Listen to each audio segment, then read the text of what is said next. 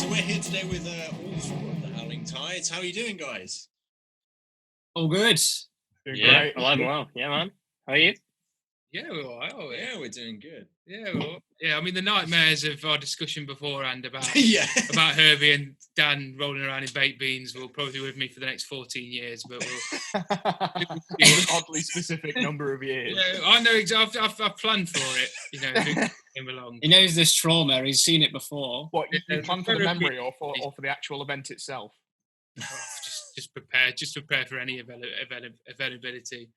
Such things. So the reason we've invited the Howling Tides on today is we're discussing the bands you need to see in 2021. Having gigged with the Tides for many years, we've got a group chat together and have a lot of love between us. What do you reckon, boys? Always. A lot of the Absolutely. The love in my heart when I opened that group chat to the abuse. So much love. So much love. But I can say with no bias at all that these boys are one of the best live bands around. There you go. That makes me feel warm and tingly on the warm inside. and tingly inside and down below as well. So let's go right back to the beginning. You formed in 2011, but at first, what drew you to your said instruments? If you can go for one at a time, is there? I wanting to be a massive show off, I guess. Mission accomplished. Well, were you a singer or a guitarist first? Oh, I was guitarist first. We had because we started as a cover band. Us four have been playing together since 2011, but we weren't the Howling Tides since 2011. And I was just rhythm guitar for 2-3 years or so. And we had different vocalists. We had 2 different female lead vocalists that we played covers and stuff with. And I was just rhythm guitar because Hayden was much better, and he still is much better at guitar than me. But basically, we started doing some Green Day covers because me and Hayden started playing a lot of Green Day Rock Band at his house on the Nintendo Wii. And so we figured out that my voice suited Green Day quite well. So I ended up singing some of the Green Day covers when we played live. And then that kind of slowly meandered into, well, not slowly, it very abruptly meandered into me doing all the singing when our last singer left. And then it's kind of been that way from there. It's weird. It's such a weird thing because you've got. I remember when we first gigged with you boys at the Dog years ago, literally years ago. And I remember that. Yeah, it was a beautiful. I remember you guys sound checking and just being like, "Fuck." We were the same with you boys though, because obviously we'd never gigged together, and when you guys got up, and that, just the power and the energy between you all, and particularly Rob with your voice, I just wasn't prepared for how powerful the voice was going to be. Because you've morphed into a bit of a lion now, but obviously back in the day, you kind of had a bit shorter hair and stuff, and your voice was just really powerful. So it's really interesting how you morphed into that over time. Hayden, what drew you to playing guitar? How did that journey go? I think it was that typical thing of went around a mate's house and he had just a starter guitar kind of thing kicking about, and it was just around the time I just sort of started getting interested in music and stuff, and it just sort of went there. So typical thing that everyone does, where you just badgering your parents, get me a guitar, and I got one, and then I just didn't really know what to actually do with it, because this was we didn't actually have. I was about 10 and we didn't have the internet or anything. So it was a couple of years later and I started having lessons, and then as soon as I had lessons, it was here we go, bam, and then I was just obsessed from that point, kind of thing. And Rob mentioned what was it, Green Day Rock Band, but the funny thing is as well, in the interim before I actually started playing, I think this was the same for a lot of people, the Guitar Hero games. All the time I was wasting playing that when I should have been actually practicing my actual guitar. So much time after school spent.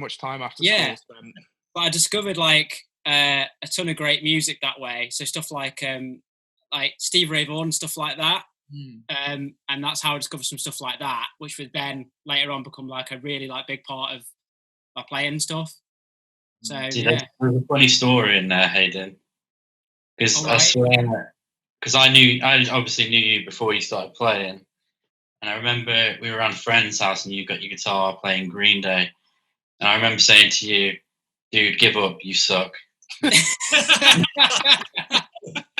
then I didn't see him for 2 years. And yeah, that's when I started learning. Yeah, he still says that at most practices. So No, You just get him drunk. That's when he starts complimenting us. yeah. Adam, because obviously you were obviously not in the band at this point, but what brought you to bass? Because normally bass is kind of the kind of everyone normally wants to be a singer or be a guitarist. I mean, were you a guitarist first, or were you straight to bass? No, it's pretty much straight to bass. My older brother plays guitar, and so he showed me a lot of the music that I like now. He showed me "Time Is Running Out" by Muse. I just thought, oh, what's this guttural, fuzzy, deep noise that's going on in the background? Oh, it's bass. And one of my mates went, "Don't laugh at me, Rob." I was going to say that I was fully prepared to make a joke out of that deep. Go for it. Guttural Make the deep fuzz joke. I've got a big muff on the board. We'll go for the fuzz joke.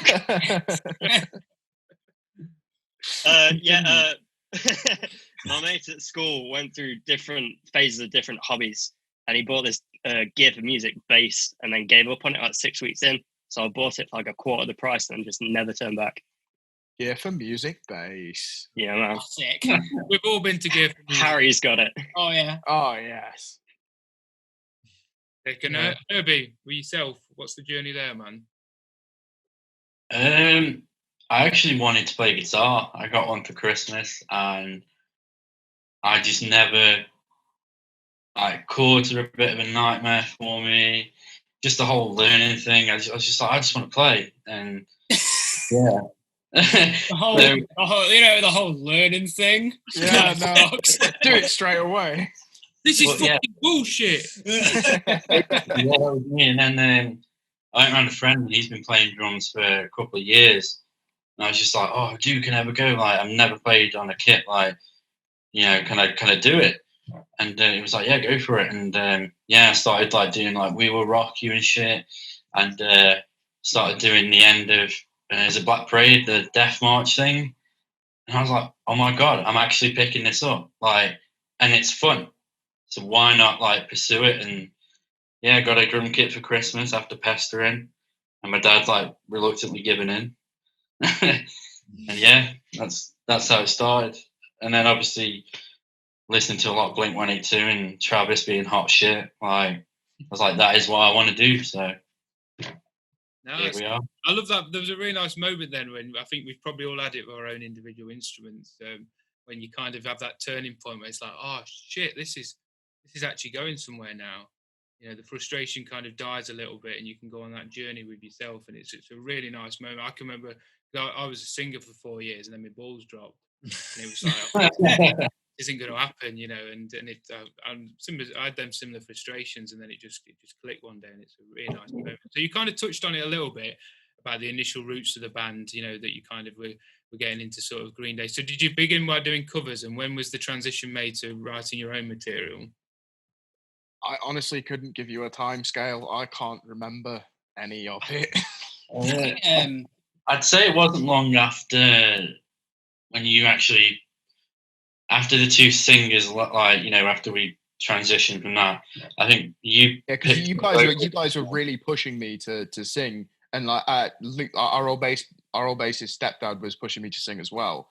So you guys were all like kind of really, really like confident in the idea, and I still wasn't sure. I remember we did one of the first gigs we did when I was singing. I completely tanked, like really badly. What? Sorry. Was that a Duffridge? Duffridge, yeah. I completely tanked it, and I was so awful, like unbelievably bad. Like, you got back on the horse, didn't you, mate? Got back on the horse, though, yeah. I think to answer the question, I think it was about. I think we did the covers thing for about probably about 3 years at least. I'd say 3-4 years. Yeah. Well, maybe for different singers, and then once we finally sort of ended up with like just the four of us with Rob singing and whatever, that was then the thing for us to start sort of hacking away at trying to write. I think it was more of a vibe. Like you get a vibe in certain kind of musical situations depending on who you're playing with, and we had a vibe going with the covers band thing. But then as soon as we started trying to kind of like jam stuff out with me singing, I think we all just kind of turned around to each other and we're just like, yeah, like this has legs. Like this is a thing. Yeah. Let's do it. Because I think we did try it with the singing before, didn't we? Writing, but We tried a bit of writing, but I just don't think there was enough of a creative spark there between us. You know. Yeah. But that's part of it, innit? Sometimes you have to find like It's trial and error sometimes. Yeah, you have to find like the right mix of people, and sometimes it's like really difficult. But I mean, like between us, sometimes like. I mean, that segues into Adam. That segues into Adam joining the band as well. To be fair, because like with it just feeling completely right in the room. Because we did some great stuff with our old bassist, and he's still a really good mate. But obviously, we were all very saddened by him leaving. But then, as soon as I fucking told all of you, right? I told you, and I was like, right, okay, because I'd done some singing for a band that Adam was previously in. And Adam joined them for some session-based work while I was doing one of the gigs actually in Wolverhampton at the Gifford, and I remember being on stage and just being like, "Fucking hell, he can play bass." So when our bass player left, my first thought was Adam, and these two were very apprehensive, saying, "Oh no, we don't want to just like hire the first guy." That you know the first like good bass player that we've come across. We want to keep our options open, and I was like, right, just trust me on this. And we got him in for a jam, and it was almost instantly. We were just like, yeah. But we don't really need to say anything else. It's just, yeah. Yeah, it's a done deal then, wasn't it? Yeah. Pretty much. It's been non-stop bullying ever since. Oh yeah. Yeah, you're still not officially in, Adam. This is the running joke. Your probation period's like extended, so because of lockdown, we had to push it back. Yeah. I don't know. Probation ends when I fucking say this. This is Herbie's running joke. In that he's always been the hardest person to please in the band.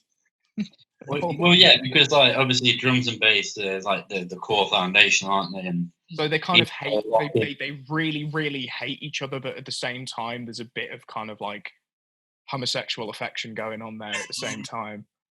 And he's starting to fight that, isn't he? A lot. He's very much he's in denial, I would say. I think Adam's very open about it. Yeah, when I get drunk, I'm it's fine.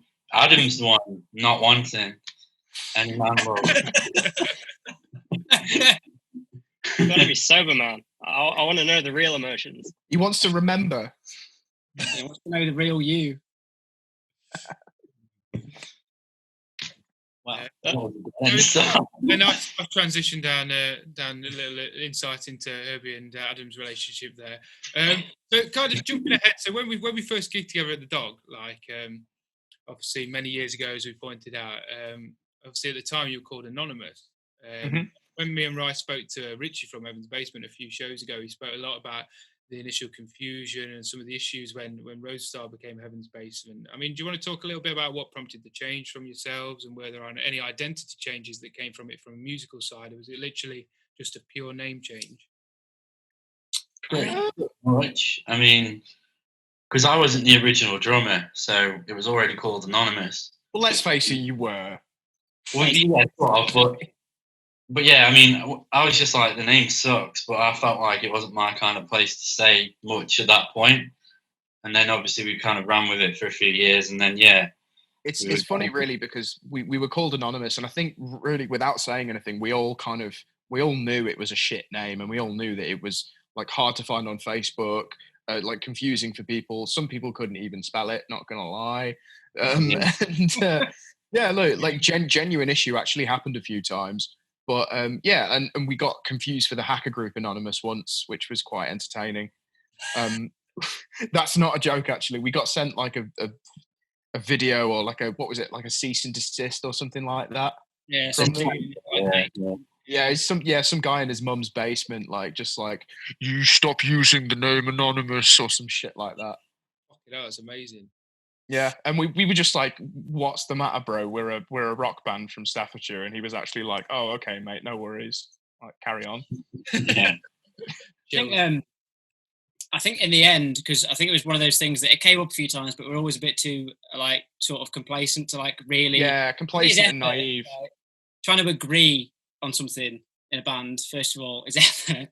Yeah. And something as big as that's a lot of effort. So I think it wasn't until when we were doing that first EP that we put out a couple of years ago, and we were recording that, and we were like, okay, like now's the time. We really we don't want to just like put this out and have it, sink into like literal anonymity. Yeah. Because no one will be able to find it, whatever. And we were like, we need a name that we all like, that kind of, sounds something like the music that you play. You know what I mean? Because sometimes names can sort of serve you in that way, because they can have a bit of an implication, and like they have a bit of a vibe. Like, These Wicked Rivers, I think that's got, an inherent like bluesy vibe to it. It's got a huge vibe. Yeah. So I think we thought we needed some of that, and we just wanted. We needed an adjective, and then water. You should have called yourself These Devious Canals. Don't give away the secret formula for band names. It should be those, just to keep it a little bit different. Those Devious Canals. You're right, though. I mean, it's me and Ryan talk about it a lot in terms of our own bands that we're into. I think the name is 100%. You want it to be a representation of who you are and where you're going, and I think that... Absolutely. No discredit to when you was anonymous, because I think you're still a killer band. I feel like Tides is definitely, the Howling Tides is much more of who you are and a representation of that. Yeah, I mean, there was a really weird period of about a month or so where we were all trying to come up with names. We all agreed that we needed to change it, so we were all coming up with names, and it kind of devolved. At one point, it kind of devolved into utter silliness, where like we'd come up with something and we could tell no one was agreeing on it, and then me and Hayden would just turn to each other and just go, just put the word electric on the start of it and it'll sound great. How about electric? That one's in the back pocket. That one's still in the back pocket. I've still got all the names there on my phone that we actually voted on. That's to be fair, Herbie. Like half of yours had the word theory on the end, so. I don't have any name on it with theory in it, but yeah, okay. I thought that was you, to be fair. I thought, but it might have been Luke. I don't know. There was a lot of we're like, oh no, like everyone's doing it, like Rev Theory, Theory of a Dead Man. Oh, theory. Like theory's a good word to put in there. I guess you want it to. The bottom line is you want it to sound kind of cool, and you want it to look good on a t-shirt. That's definitely the formula. Yeah. So, as the Howling Tides, you've released one EP. Were these songs that you had for a long time, or were they written from scratch as part of like the development, with the new name? I think they existed already, didn't they? I think they did. 4 out of the 5, maybe. 4 out of the 5, yeah. But we made a lot of changes actually to. We Yes. made a lot of changes to the songs. Especially in production and recording, there were a lot of changes that happened. Right, okay. And it wasn't just like it was everyone's parts, like drums, bass, the guitars, the vocals, lyrics, melodies. It was just like a general overhaul, because we hadn't really had much of an outside perspective on the music, and then we had was it Ainsley Lister, the blues man himself, come in and kind of produced us, and his vibe is a lot more like stripped back, like simple yet effective kind of thing. And I think that really rubbed off on us quite a lot, because we've carried a lot of what he gave us in terms of production forward with our writing process, No, that's cool. Yeah. So did you feel that kind of came with the name change in some ways, or was it kind of more just with having having somebody else there to vibe off, really? I think that was just another part of it, to be honest, because as soon as the name changed, I think we all had like renewed enthusiasm for what we were doing, like completely and totally. We were all vibing with it a lot more, and we were all thinking this has this has a bit more to it, and we can definitely do a bit more with this. Yeah, it's that thing, innit? Like, I mean, you'll know from like when you've got stuff going on like in your band, like anything, but like when you just like when you're planning stuff and you're getting stuff in motion, like that's enough to just get everybody kind of like excited and motivated, and it's good. That's why it's kind of good to always have something to keep you going. That's why this year's kind of sucked a bit, because a lot of stuff's kind of dried up for a lot of people, including us, and it's like it's hard to keep yourself in like a good mental space with it, because you want to wake up every day, you want to still feel excited about what you're doing, even though obviously none of us have been able to do anything. I mean, we've done like bits this year, obviously, but yeah, it's been hard, hasn't it? But yeah, No, cool. I mean, one of the next things I was going to touch on, and you've already touched on it a little bit, is kind of the change from Luke to Adam. And I loved how you kind of sort of positively reflected on your time with Luke, and that you've still been able to have that friendship. I mean, it sounds like Adam was it a straight transition then in terms of the vibe straight away as soon as the jam came? Or was it, because one of the problems we had when Samboy joined with Rivers was that it kind of set us back almost a year in terms of our overall progression, just because I think to really integrate, I mean, Herbie joked about him being on probation, but to really integrate a band member into a band when you've had such a close lineup for so many years, we found to be quite, not difficult, but we just wanted to give it the time it needed. Was it a similar thing? I would say it was different. It was different, but it wasn't bad different. It was just different. Yeah, it was just getting used to that, and I wouldn't say it was like it was a change, but it wasn't too big a change that it threw us off like too much. You know, we went straight from, there was no kind of like in between. We went almost straight from, in a period of a few weeks, doing gigs with Luke straight into doing gigs with Adam. And obviously it took a while to bed the songs in, but I mean, Adam and tell you himself, like we went into some relatively big stuff like straight away with him. Cool. I mean, yeah, from your perspective, Adam, how was that for you, that transition into joining the Tides? Pretty easy. Not as in like, oh yeah, this is easy, blah blah. But more like it just felt like when I came in that we'd all been friends for years. It's that kind of vibe. Like we Definitely. all get along so well, and it's just like that from day one. I just rock up on day one. That was it. We were the best of friends. I like to come prepared. So before I'd even rocked up to this rehearsal, I learned the whole EP just straight up. Just turn up on the day. Rob was like, learn our single, and I came in with the whole EP. What happened was I messaged him instantly, and I said, our bassist has left, you know, would you fancy coming to jam, you know, maybe joining the band, blah blah blah blah blah. And I said, we're currently, I said to him, yeah, we're currently auditioning for a new bass player, but we're getting people to send in videos of them playing the single, you know, if they, you know, and you know, if you can kind of learn it by ear, then that's the kind of skills that we're after. And we want to see, like, you know, what you look like, your presence, your vibe. And I think it was within about 40 minutes or so of me saying this, maybe a bit longer. Adam had messaged me saying, oh yeah, here's a video, just sent me a link instantly. Here's me playing your single, to like literally 99% note perfect, just immaculate vibe. It was fantastic straight away. Too bad. Absolutely got his big dick out at that point. Oh yeah. I even messaged Rob saying, "Oh, sorry, it's taken so long. I had some trouble with the video, so I did it again." I was like, what?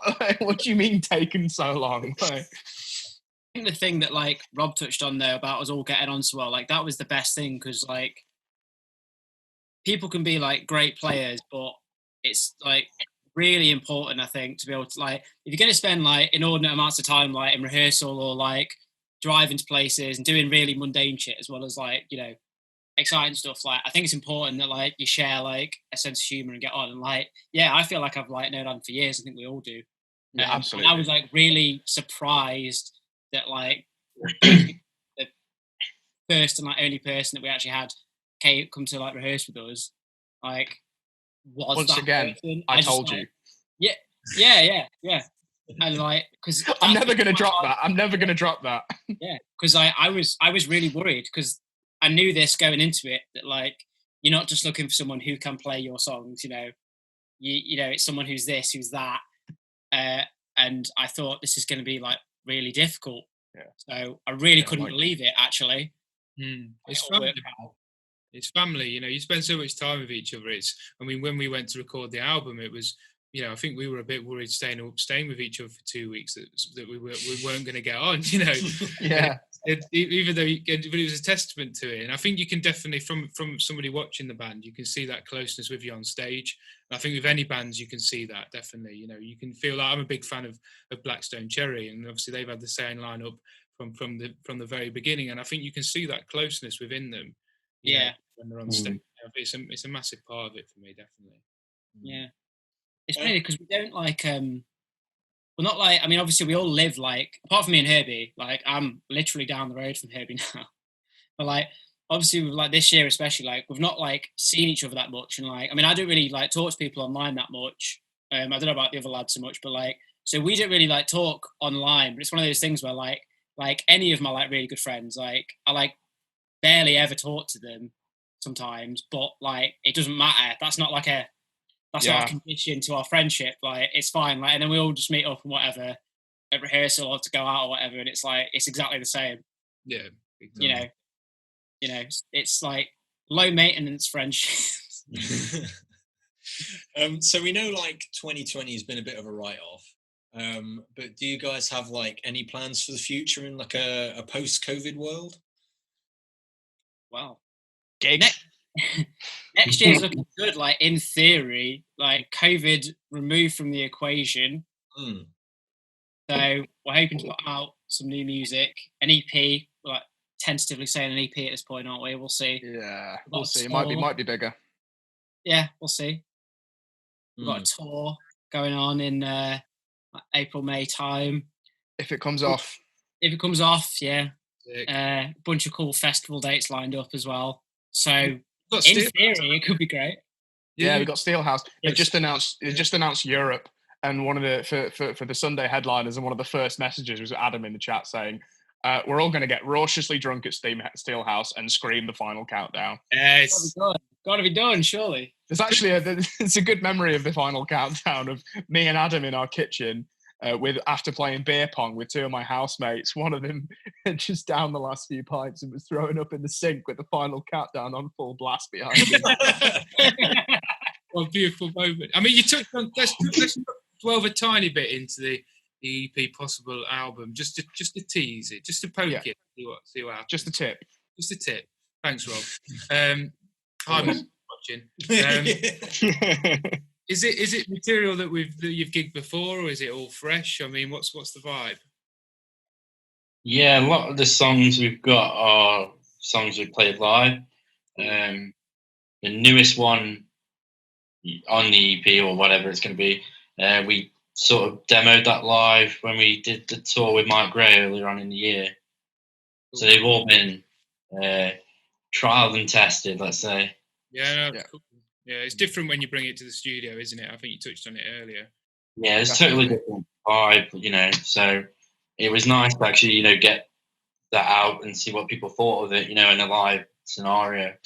The thing is, though, like the way that we've been trying to look at it is that we have songs that we've since written that haven't been gigged, and we have them ready to go with that we've written with Adam as well. So the creative dynamic with the songs has been slightly different as well, which is a really nice like contrast. And the way that I see it is that whether it's an EP and then we release something after, or we record more songs and put it all towards a larger release, it's going to be really varied in terms of the vibe and just have a lot to it, because there's a lot that's happened in the time period of writing the songs. No, cool. That sounds banging. I imagine for you, Adam, you're looking forward to putting your sort of musical footprint on the band from a record. Absolutely, yeah. On top of the EP stuff that we've done, we've got a few things in the works as well that we've done from scratch. So it's nice to put a whole new dynamic on what's already been written, but It's also nice to build something. That's a good point as well, Aaron. You mentioned about how the songs that we've got recorded now. We did again with the production side of things, we had them already written and we had a way of playing them live, and especially with having a different bases before, but I think again for all of us, but especially bass, there was a lot kind of production wise when we thought we need to record this stuff, we changed up a lot because completely different bases, completely different vibe. There was a lot of rearrangement, different parts, it just kind of we kind of ripped the songs for all of us. We ripped them apart a little bit and just kind of brought it back in with this different dynamic. Yeah, I think the best way to put it is with the first EP, we kind of took an approach of let's get the tones right, the sounds right, and then obviously with the help of Ainsley, sort of producing us and Andy as well at Superfly, they were very much simplify your parts a little bit. Why not try this? Why not do that? Whereas this time we kind of gone in with pretty much self-production, produced it with obviously Andy doing engineering and chucking his crazy ass ideas out here and there.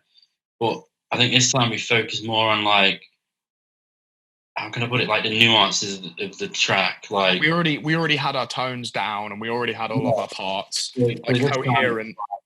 This time it was like, why not? Adam was like, oh, let's put a fretless bass on this song. It might sound better.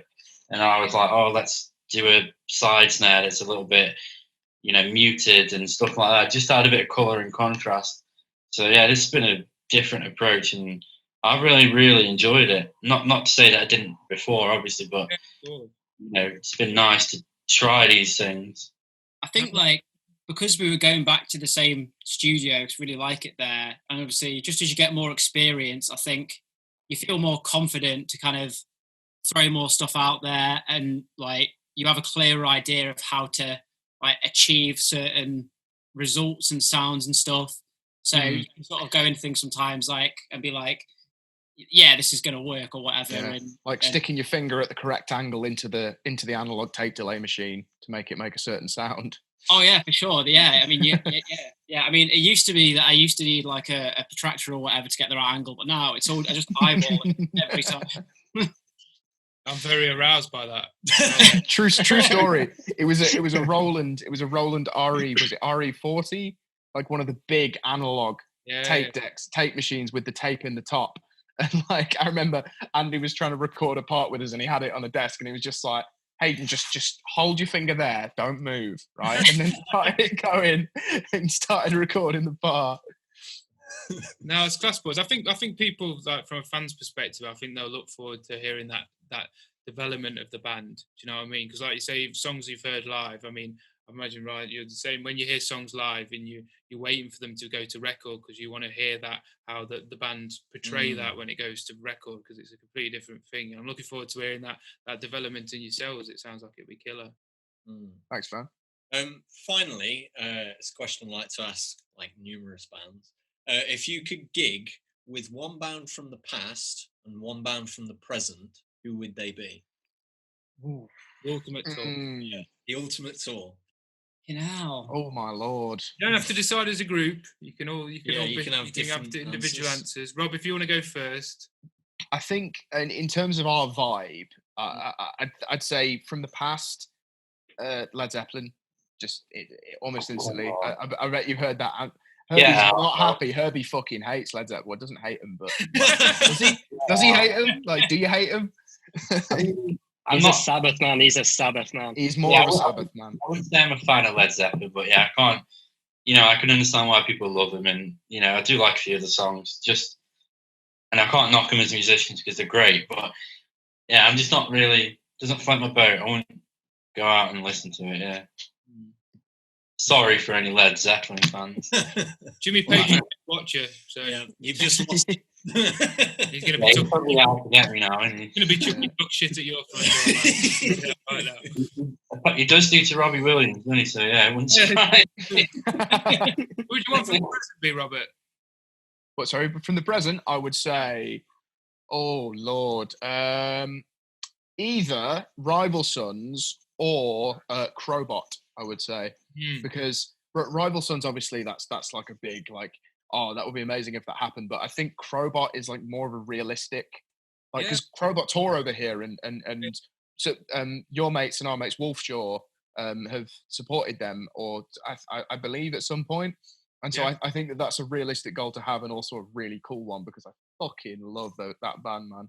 Such a great band. You've got Crowbot vibes as well. As a band. Oh yeah. Any band that uses a POG anywhere instantly has Crowbot vibes. Let's be honest. Very true. Hayden, what you saying, man?